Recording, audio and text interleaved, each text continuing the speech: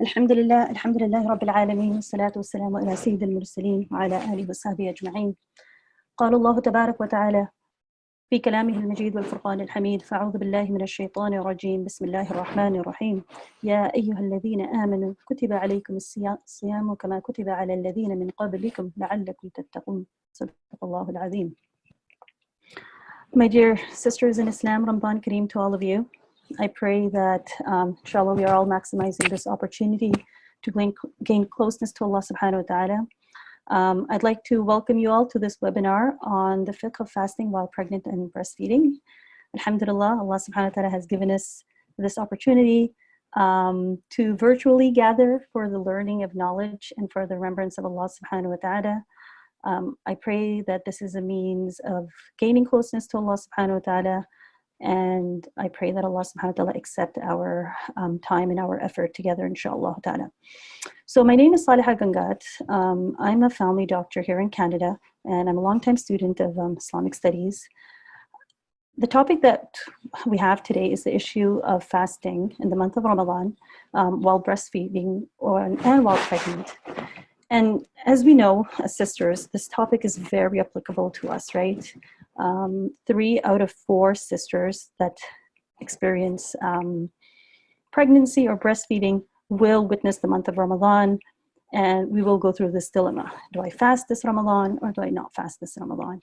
Is it safe for me to fast this Ramadan? Is it safe for my baby to fast this Ramadan, right? So there are many, many factors that are taken into consideration when, this decision is made. There is the spiritual aspect, but then there's also the emotional and the physical aspect of it. So today what we're going to do is just a general overview of this topic. It's not an in-depth, detailed fiqh discussion. I will be providing the fiqh perspective from the Hanafi school of thought, and I'll also be providing some medical recommendations. Now, it's not an in-depth study of what is the literature out there, what are the research studies out there, just some highlights maybe, and then we'll go from there. So this is not, a fatwa for each and every single case, nor is it, a medical advice for each and every single case. So it's more of a general understanding of this topic, what our Sharia tells us, what the medical community is telling us, and then if there's any doubts or any questions, it's actually advisable for every pregnant woman to consult with their healthcare provider, and then to refer to their local imam or alima or whoever they trust for their religious guidance. So with that being said, anything that I say today and it's accurate and beneficial is from Allah subhanahu wa ta'ala. If there's any shortcomings or if there's any mistakes, it's all from me, and I seek your forgiveness and pardon in advance. So these are some case scenarios. We'll read through them, and then I want you to think about these as we go through the presentation. And at the end, inshallah, we'll try to explore them more, and you'll have a chance to sort of tell me what are your thoughts surrounding these cases. So you have a 21-year-old female. It's her first pregnancy. She's about 10 weeks pregnant, and she's on medication for nausea and vomiting. Another patient or another sister, she's 32 years old. This is her 3rd pregnancy. She's already had 2 deliveries. And she's at about 24 weeks of pregnancy, and she's had a history of preterm labor. She delivered at about 27 weeks in her previous pregnancy. And now this Ramadan, she's at 24 weeks and she's, asking, should I fast or not? Another sister, she's 28 years old. This is her 2nd pregnancy. She is about 20 weeks pregnant. Not really experiencing any other medical problems, but she has a very physical job. It requires her to be on her feet, a lot of walking involved, and she's asking you, so do I fast or not? And then a 34-year-old woman, this is her 4th baby, and she's about 8 weeks postpartum, and she's being treated for depression, right? So postpartum depression is a very, very important condition that needs to be sort of talked about and to be recognized, that a lot of sisters, they go through depression after pregnancy. So she's being treated for postpartum depression. So, different scenarios, different stages of life, different stages of pregnancy, and different conditions. And they want to know if they should fast or not. So what would you do? In the hadith, the Prophet ﷺ told a companion, هلم أخبرك عن الصوم, that come, I will tell you about fasting. إن الله وضع للمسافر نصف الصلاة والصوم ورخص للحبلى والمرضع. That Allah subhanahu wa ta'ala has alleviated half the prayer and fasting for the traveler, and Allah subhanahu wa ta'ala has given a concession for the pregnant woman and for the breastfeeding mother in terms of fasting, right? So that's from our tradition. But what is the reason for this concession? Like just being pregnant or being in a state of breastfeeding, is this sufficient of a reason to have a concession? Well, the scholars have recognized breastfeeding and pregnancy as a valid cause for concession, but there has been discussions around why is it a concession, right? So it falls under the category of marada, ill, right? So if someone is ill, then they have the concession to not fast. But Allama Kasani explains this, that it's not just an illness. So someone can have an illness, but that illness potentially would not be exacerbated or worsened from fasting, then that kind of illness would not qualify as a valid excuse for concession in the Hanafi fiqh, right? So فَإِنَّ الْمَرِيضَ الَّذِي لَا يَضُرُّهُ الصَّوْمُ لَيْسَ لَهُ أَنْ يُفْطِرَ. So if there is an illness that doesn't cause any harm, then you would not fast, right? فَكَانَ ذِكْرُ الْمَرْضِ كِنَايَةً أَنْ أَمْرٍ يَضُرُّ الصَّوْمُ مَعَهُ. So it's any illness that causes harm, that is harmed by fasting, that is a valid excuse for the concession to not fast. And so it's a fine balance, right? I mean, there is a certain degree of consideration there. It's a fine balance that, okay, well, you know, what is my condition? And is this condition going to be worsened from fasting? If it is, well, then I'm excused. And if it's not, then I should try to fast. And if while I'm fasting, I feel like I'm getting unwell, then I have the concession to break that fast as well. Right, so just a little bit of a scholarly discussion that from a fiqhi point of view.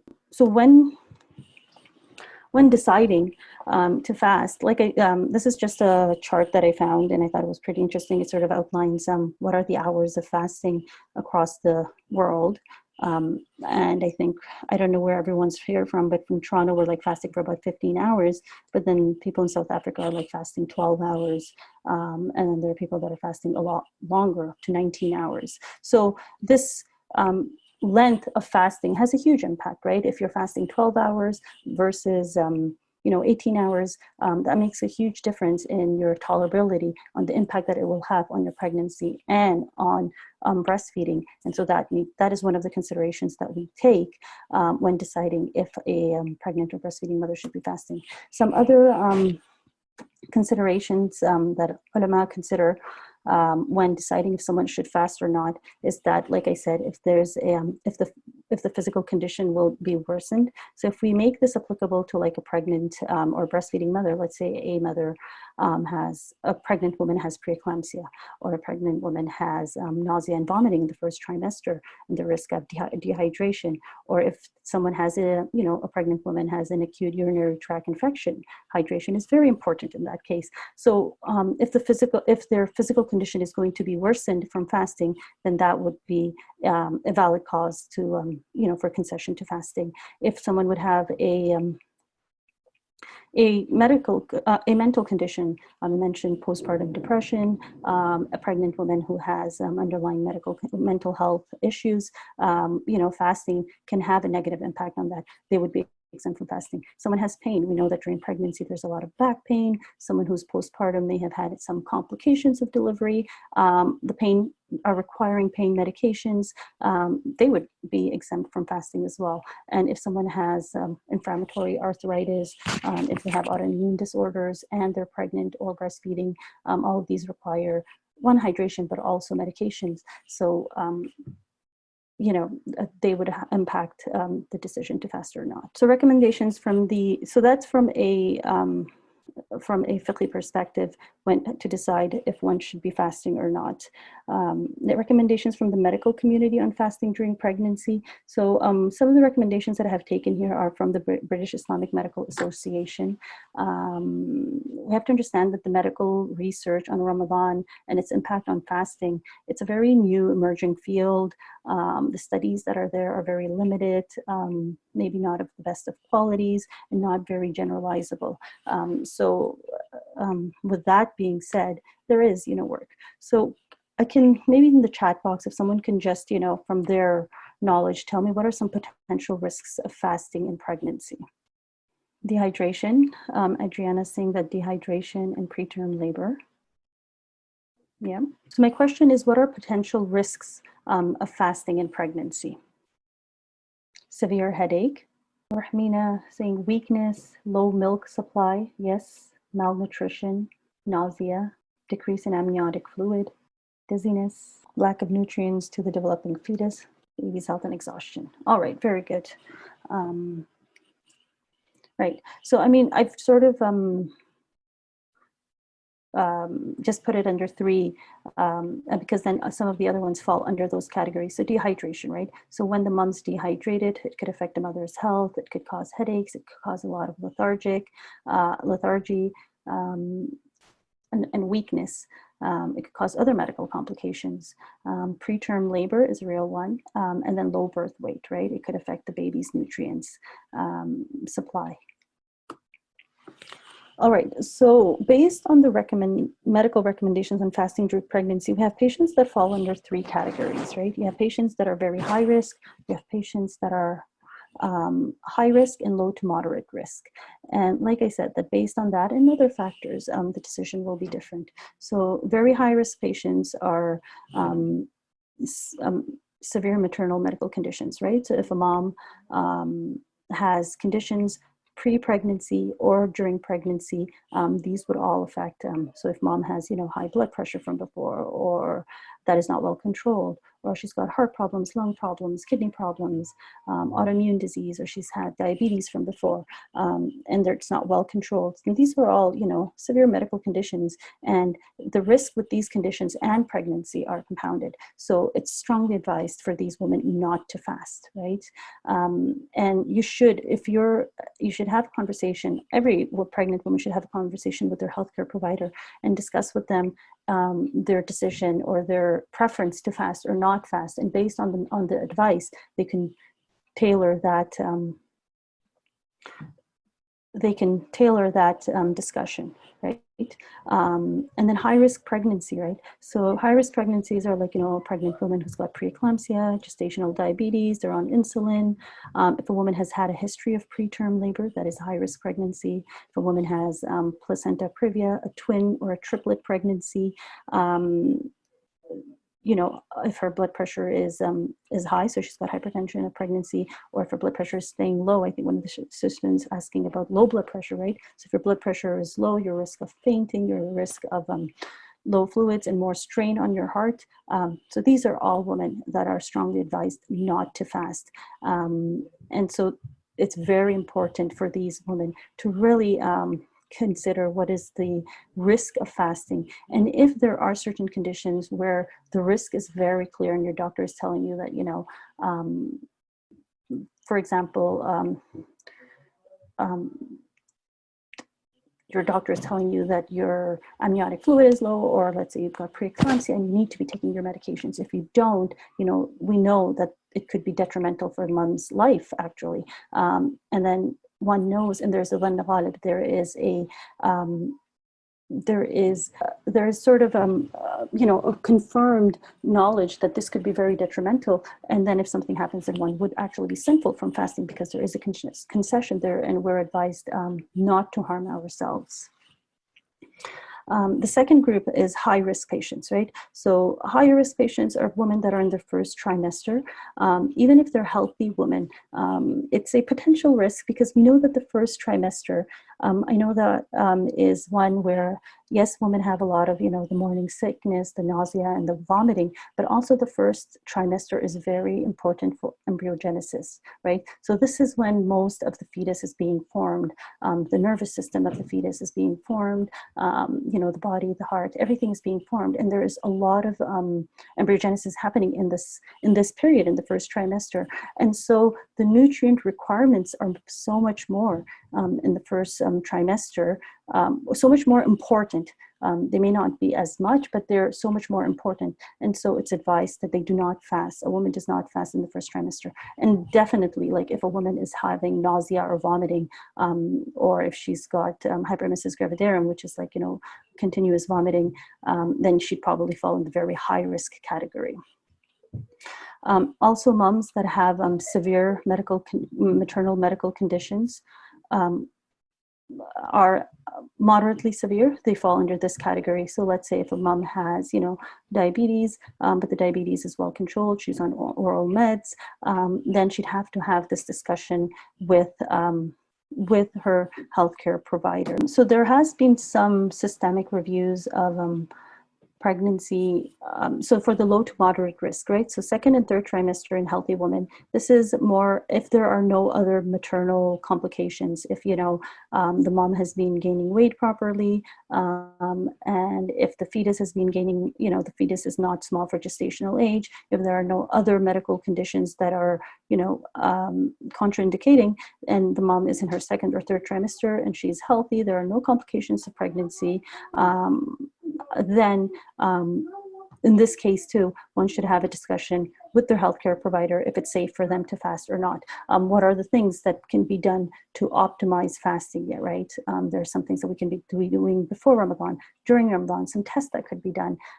So it's very important to have this discussion with your healthcare provider if you decide to fast, so that your healthcare provider can take appropriate measures to support your decision to fast and to ensure that you can have a safe fasting experience while you're pregnant or breastfeeding. So some conditions when a woman should really not be fasting, though it's not, I'm not saying it's impermissible, but it's really advised not to fast, is, like I said, nausea and vomiting of pregnancy. There is a high risk of dehydration, decreased amniotic fluid, which could even lead to preterm labor or miscarriages. So definitely not fasting. Hyperemesis gravidarum, that's when, you're not keeping any fluids in. Very high risk not to fast. Anemia, low iron levels. We know that women are not getting enough iron while they're pregnant, and a lot of women are low on iron. This can cause a lot of strain on the body, especially the heart, to provide oxygenated blood to the body, but also to the fetus, right? The placenta won't grow as much. The baby won't be getting enough nutrients. So these women should not be fasting. Abnormal blood pressure, so that's highs and lows. They're both risky. So if your blood pressure is very low, you need to be taking electrolyte fluids frequently during the day. If your blood pressure is high, that needs to be monitored because it can lead to preeclampsia. So they should not be fasting. Moms with gestational diabetes.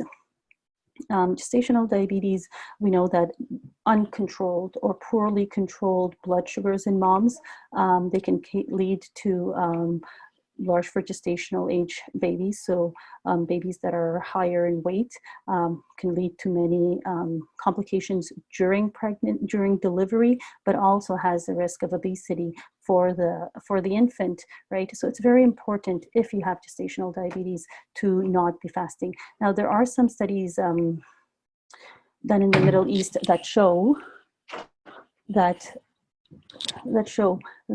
fasting in Ramadan has a decreased risk of it moderates weight gain, has a decreased risk of having gestational diabetes. So these are matters that need to be considered. Any active infection, like I mentioned before, urinary tract infection, if someone has a cold. So if there's any active infection going on, your body needs to be fighting that infection. It requires a lot more hydration, frequent fluids. You should not be fasting during that period. Insufficient weight gain for the mother.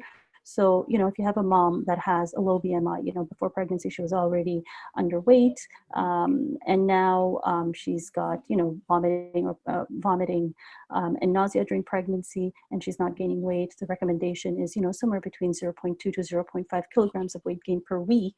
If you're not gaining enough weight, then that's going to have an impact because your baby's not going to be gaining enough weight. So you'll have feeder growth restrictions. If it's been identified, on your, let's say, 20-week anatomy ultrasound, that your baby is small for gestational age, or there's decreased amniotic fluid, definitely you should consider not fasting. Twin gestation, if you're having any preterm contractions, because if you're dehydrated, this could lead to preterm labor, and many complications arise from that. And then the history of preterm labor is a contraindication, because then you're at higher risk of preterm labor this time too. Recommendations for fasting while we're breastfeeding. So if your infant, sorry about that. Okay, so if the infant is less than 4 months and the infant is being exclusively breastfed, so the World Health Organization recommends that under 6 months, babies should be exclusively breastfed. And we know the benefits of breastfeeding, right? But after 4 months, you could be introducing solids. So that's why I'm saying that if an infant is less than 4 months and it's being exclusively breastfed, so it's not having any formula, its sole nutrients is coming from mother's breast milk, then if the mother does fast, then there is the risk of dehydration for the mother, because a lot of fluid is required to be producing breast milk. Right? And then there's the risk of decreased milk production. And if you have decreased milk production, I know it's a supply and demand. The baby could be irritated, it could be hungry, it's asking for milk, you're trying to give, but you don't have enough supply because you're fasting. And then the risk of weight loss in infants, especially, that's a special category. Like if you've already had an infant that has been on the sort of the lower percentile of the weight gain, and their weight has been being monitored, and they're on that lower sort of 10th percentile, and now you start fasting, that could really impact the child's growth. So in these instances, it's advisable that a woman does not fast, and she would be excused from fasting, right? If an infant is more than 4 months old, or an infant is less than 4 months, but he or she's not being exclusively breastfed,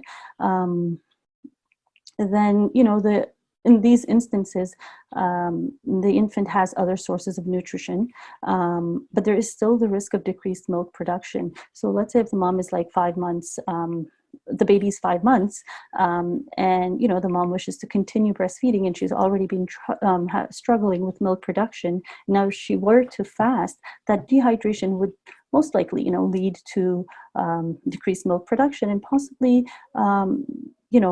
stop milk production. So in these instances,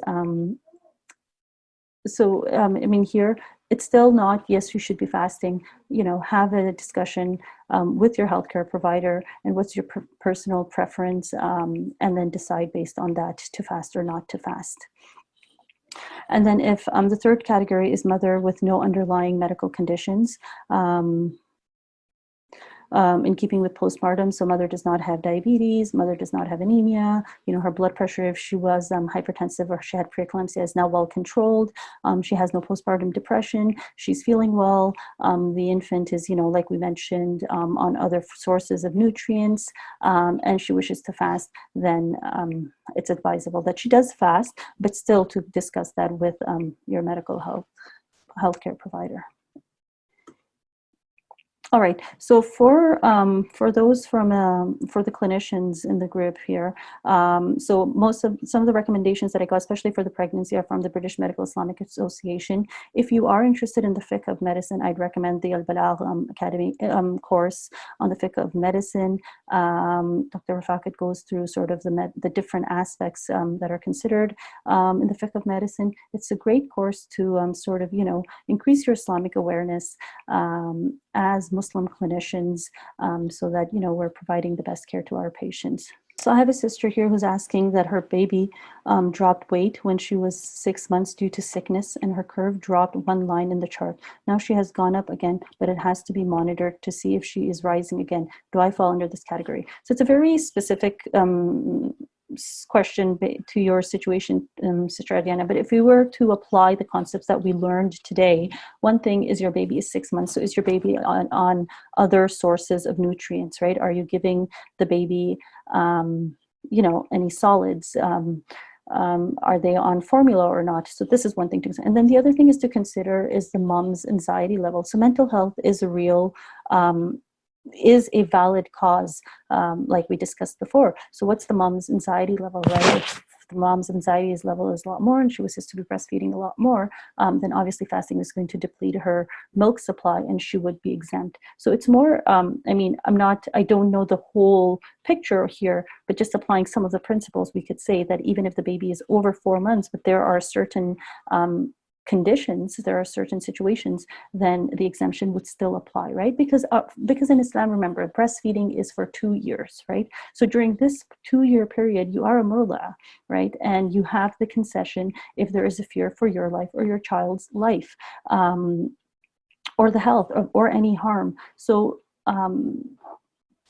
those are just guidelines or categories that I mentioned, but still applicable. Okay, and so just on concession, right? This hadith of the Prophet sallallahu alaihi wasallam.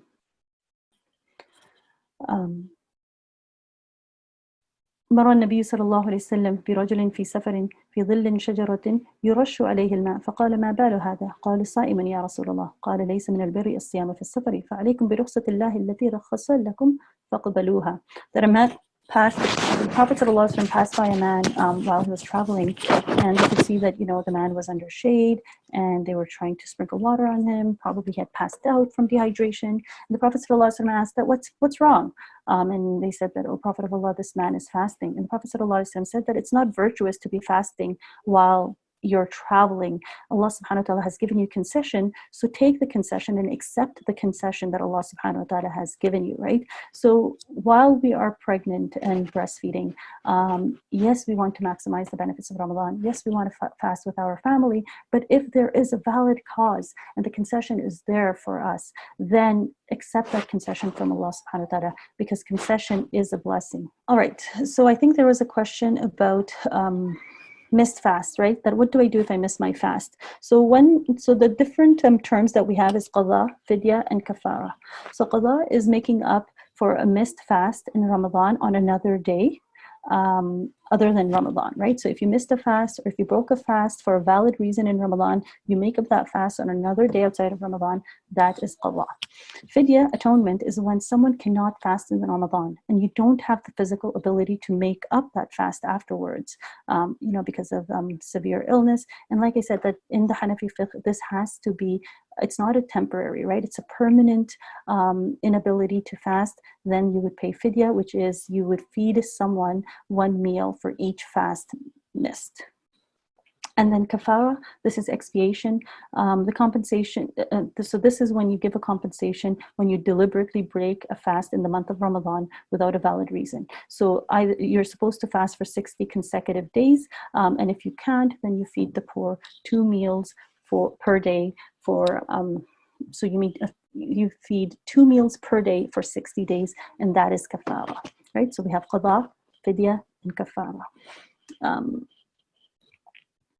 So for a pregnant woman, if she decides not to fast, or a breastfeeding woman decides not to fast, what is she to do? So in the Hanafi fiqh, because this is a temporary condition, qada is what is prescribed, right? There are other madhahibs that allow for fidya. The Shafi'i madhab requires qada and fidya, but in the Hanafi fiqh we do qada. So if a pregnant or nursing woman acts on the concession and you do not fast, you do qada. But let's say if you decided to fast and you're feeling unwell and you break the fast, in this situation too, you will give qada because you broke the fast for a valid reason. You would not be doing kafara, which is expiation. Some advice for fasting mothers. If you decide to fast in the month of Ramadan, plan for it from before. Talk to your doctor, talk to your community scholars from beforehand. I'd advise that you talk to your medical doctor first, see what their recommendations are, and then you can talk to your local scholars with that medical advice, so that they know, so that they're able to better sort of guide you in terms of what you could do.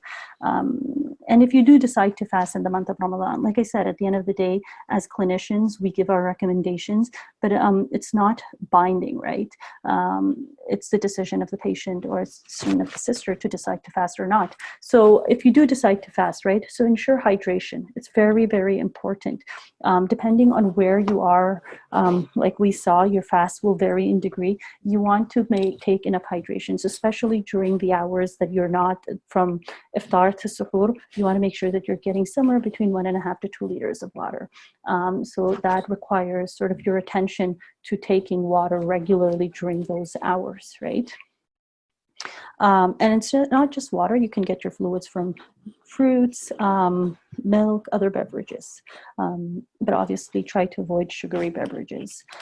Eat healthy foods. So there's a lot of, sort of dietary advice on the net that you can find on what foods to eat and not eat while fasting. But we know healthy foods, right? So eat from the different food groups. Try to take dates. It's sunnah to open our fast with dates. They're rich in potassium and fibers, which are very important. So take dates, and then from all the other food categories, so fruits and vegetables, a lot more vegetables. Take proteins, dairy, and carbohydrates.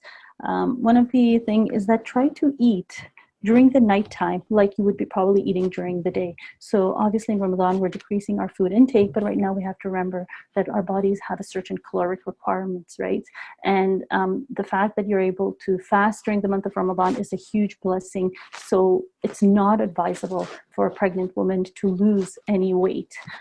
So you need to ensure that. So, have at iftar, try to eat a little light, and then a few hours later, try to have a bit of a larger meal, like a lunch type of meal, and then have a very good sahri, so that you're getting your required caloric intake. The caloric intake for a pregnant woman, based on her BMI, it varies, but for every woman it's up or it's increased, or even for breastfeeding mothers, it's increased by about 300 to 400 calories. So factor that in and, eat a healthy diet. Avoid caffeine. It's a dehydrant, so it will give you, it'll dehydrate you. It's a diuretic, so it will dehydrate you, and also, you'll get rebound headaches and stuff. So if you can avoid caffeine as much as possible, try to do that. Avoid stress and rest during the daytime. That's very important, because if you're going to exert yourself, obviously your energy expenditure is going to be a lot more during the day, and that could have an impact. And stressed, you want to avoid that. Engage in light exercise. It's recommended is about 150 minutes of walking per week. If you can start exercising before even Ramadan, that's very important. In general, exercising in Ramadan in pregnancy is very beneficial. There are studies that have shown that for moms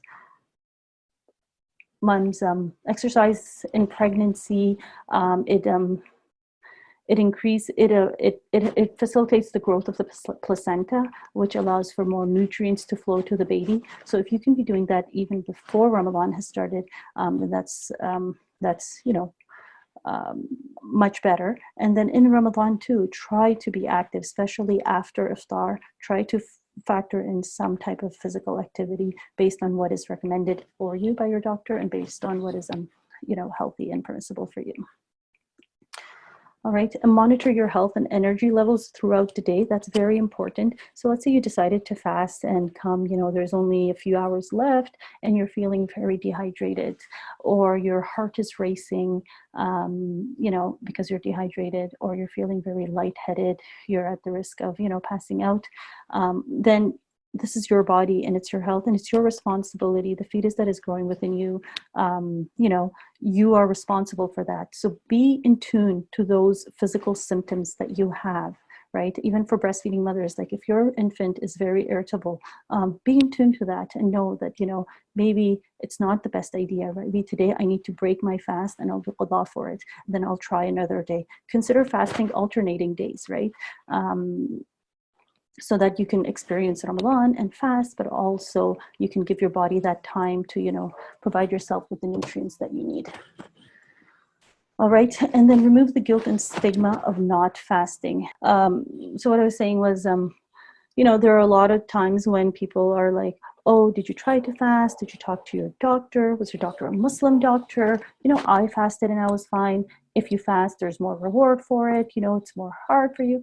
Remove all of that. You don't need to take any advice that you're not required to take. And also, you don't need to feel guilty for not being able to fast. This is a valid concession from Allah subhanahu wa ta'ala. And to practice a rukhsa, it's also an obedience to Allah subhanahu wa ta'ala, right? Just as fasting is an obligation and we want to obey Allah subhanahu wa ta'ala, which is the purpose of Ramadan, if you have a valid excuse to practice the concession, that is also obeying Allah subhanahu wa ta'ala.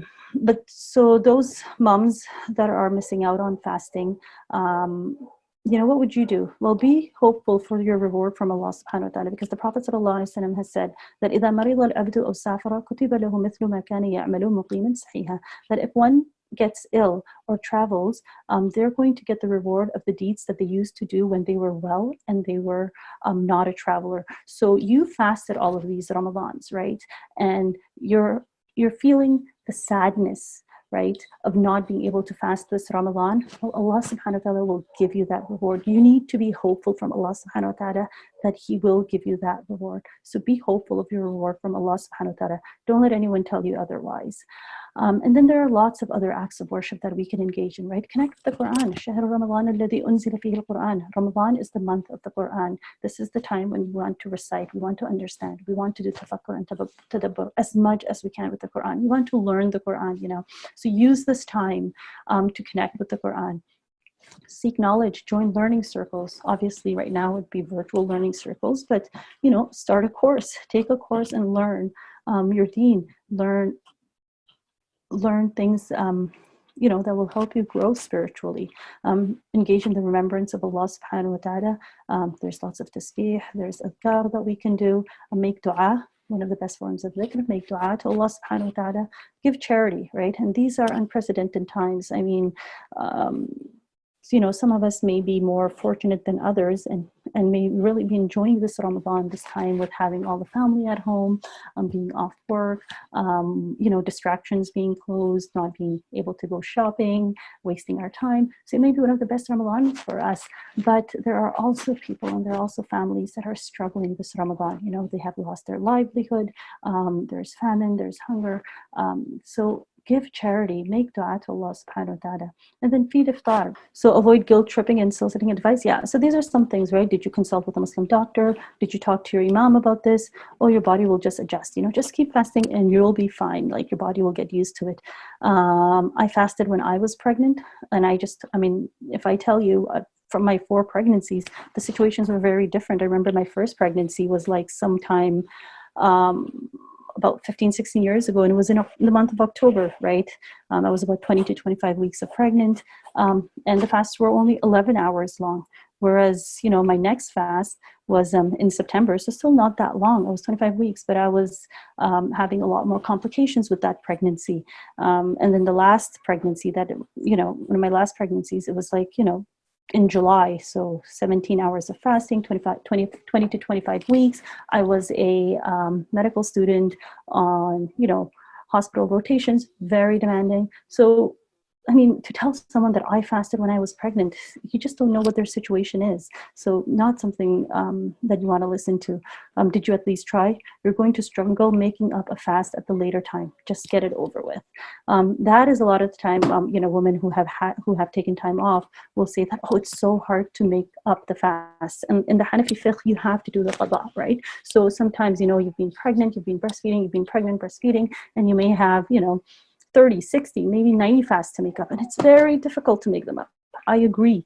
But if you needed to take that concession, then that was the right thing to do. Now, in the Hanafi fiqh, you do not have to make up those fasts before the next Ramadan starts. You can carry those fasts over. It is permissible to do that, right? So once your situation stabilizes, then you would start making up those fasts slowly. And, it might not be possible to make them up very quickly, but you set yourself a pace. I'll do 2 fasts a month, I'll do 5 fasts a month, whatever you can do. And you work towards that goal, and Allah subhanahu wa ta'ala will reward you.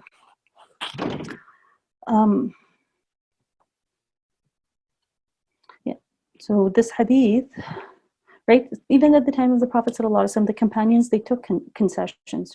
Hazrat Abu Sayyid al-Khudri radiyallahu ta'ala anhu says that قال غزونا مع رسول الله صلى الله عليه وسلم ل16 مضت من رمضان فمنا من صام ومنا من أفطر فلم يعب الصائم على المفطر ولا المفطر على الصائم. Such a beautiful hadith, right? That we were in a battle with the Prophet sallallahu alaihi wasallam. It was the 16th of Ramadan, right? And some of us were fasting and some of us were not fasting. This is with the companion. This is the companions with the Prophet sallallahu alaihi wasallam. They're traveling. They have a valid excuse. Some of them are fasting. Some of them are not fasting. But the beauty is, فَلَمْ يَعِبْ الصَّائِمَ عَلَى الْمُفْطِرِ, that the person who was fasting did not make the people that were not fasting feel bad, and those that were not fasting didn't, look down upon those that were fasting. So it was valid. You have this concession. Everyone's situation is different. Practice as you can. All right. So going back to our cases, you have a 21-year-old woman. It's her first pregnancy. She's about 10 weeks and she's on medications for nausea and vomiting. What are some things that you'd want to know or consider about her? So she's in the first trimester, you're right, and that is higher risk. We've got the organogenesis. Then she's also got this nausea and vomiting that puts her at a higher risk of dehydration. And then it's her first pregnancy. She's 21 years old. We don't know what her pre-pregnancy weight is. We don't know how she's been, progressing in terms of her weight gain. So definitely she is a very high risk. And she would be advised not to fast, right? It would be highly advisable for her not to fast. Good. All right. Second case, 32-year-old, third pregnancy. She's 24 weeks and she's had a history of preterm labor. What would you do in this situation? All right, so Sister Sanya is saying that she's high risk because of her history. She's had a preterm labor, right? And preterm labor is a high risk pregnancy. Being 24 weeks, she's just past those 20 weeks. So she wants to be careful, right? And it's high. She would be a very high risk, and it would be advisable for her not to fast as well. Good. All right. So 28-year-old G2. Second pregnancy, she's 20 weeks pregnant, but she has a very physical job, right? So this is a little bit of a gray area. You'd probably want more history from her. What are some things that you'd want to know from her? What would your thoughts be with this? Advice from doctor, okay. Previous experiences. Yeah, so as a doctor, and as, someone who might be giving some religious advice, you'd want to know, well, you're 20 weeks, but we don't know anything about her. Does she have any complications or any risks? How has her pregnancy been this far? Does she have any underlying medical conditions? We don't know about that. So you'd want to find out about that, right? And then, she's got a high physical job. How has she been coping before, right? Before Ramadan started, is she extremely exhausted after her work? Does she fear for, is she having to take frequent meals and frequent water during the day? Does she fear that if I will fast, this will harm myself or my baby? If she does, then she's still high risk, right? And she would have the option to not fast. And if she chose to fast, definitely she can break her fast. I like that. So Sister Aisha is asking me that should she consider leaving her job for a farz act? SubhanAllah. Okay, so a job to earn a halal sustenance is also an obligation, right? And we don't know what her situation is. She might be a single mother. She might be the sole person that is earning in her family. She might be in a situation where she needs to be working. And it might not be possible for her to leave that job. Yeah, she could get maternity leave, but that's a lot later. Usually most places give maternity leave a few weeks before due date. So the risk of losing the job. So these are all things that need to be considered. And it's not as black as white as saying, well, you have to fast and it's bottled, so you need to leave your job, right? And the last scenario, we have a 35-year-old woman, 8 weeks postpartum. She's being treated for postpartum depression. So what are some things you'd want to know? What are some questions? What are your thoughts on her fasting? Thoughts? Well, she does have postpartum depression, right? And postpartum depression can be affected with, yeah.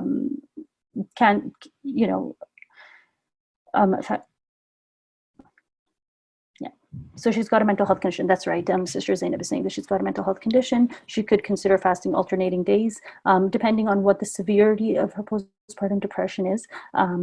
So these are discussions to have with her doctor, provided care doctor, and then to consider if she would fast or not. All right. So I believe we are at the end of our presentation. Jazakumullahu khairah. May Allah subhanahu wa ta'ala accept. If there's any faults or any shortcomings, my apologies. May Allah subhanahu wa ta'ala accept what is said. May Allah subhanahu wa ta'ala guide us to what is right. If you have any questions, please feel free to fire away. We'll give it a few more minutes and then inshallah.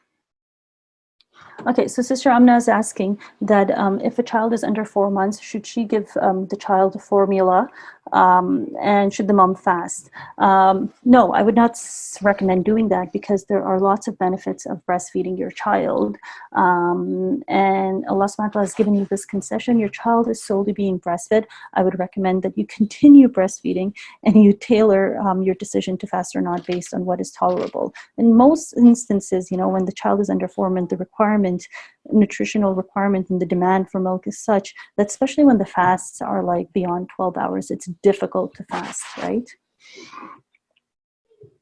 So does a non-fasting pregnant woman have to pray Taraweeh?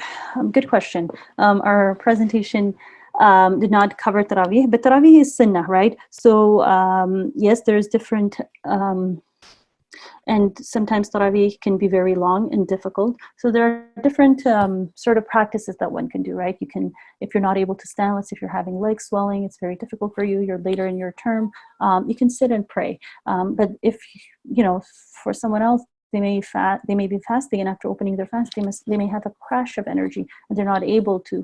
So it's a sunnah. You need to perform your obligations, your first salah. But Taraweeh, it's how you're able to tolerate it. Lots of reward for it, and it's very emphasized, but it's based on what you're able to tolerate. Would hunger be a valid reason not to fast? I'm not very clear on this question. So if Sister Sania, if you can elaborate on that, like let's say if you're fasting during the day and then you feel extreme hunger and you're feeling weak, you feel that you're going to pass out, you feel that it's going to harm your baby, then yes, it would be a valid reason. So I'm not sure if that's what your question is. So Sister Adriana is saying that her baby is 8-month-old and she fasted the first day, but she was feeling very stressed and physically unwell. And I think we spoke about this, that that stress, right? Mom's anxiety is something that is to be considered. And if the mom is not feeling well physically, right, then definitely there is the concession there. Some pregnant women feel constantly hungry. Yeah. So if you have, but it also, okay. So I think there's a lot of questions coming up in terms of giving the child formula because it's an available alternative, and to not breastfeed and to fast. Our deen is not that difficult, right? Like I said, the recommendation and the benefit of breastfeeding definitely outweighs formula feeding. And if you are choosing to exclusively breastfeed, then that concession is there for you. And so you need to work with that, inshallah ta'ala. If you still have more questions, please feel free to email at Balagh, and inshallah they'll forward those questions and we'll try to address them to the best of our ability. I pray to Allah subhanahu wa ta'ala that you found this presentation beneficial. I pray to Allah subhanahu wa ta'ala for acceptance. And I pray that Allah subhanahu wa ta'ala ease this time for all of us. These are very challenging times for the Ummah at large, and may Allah subhanahu wa ta'ala remove this calamity from us, and may Allah subhanahu wa ta'ala bring ease to all of us, inshallah ta'ala. I request your du'as, and assalamu alaikum wa rahmatullahi wa barakatuh.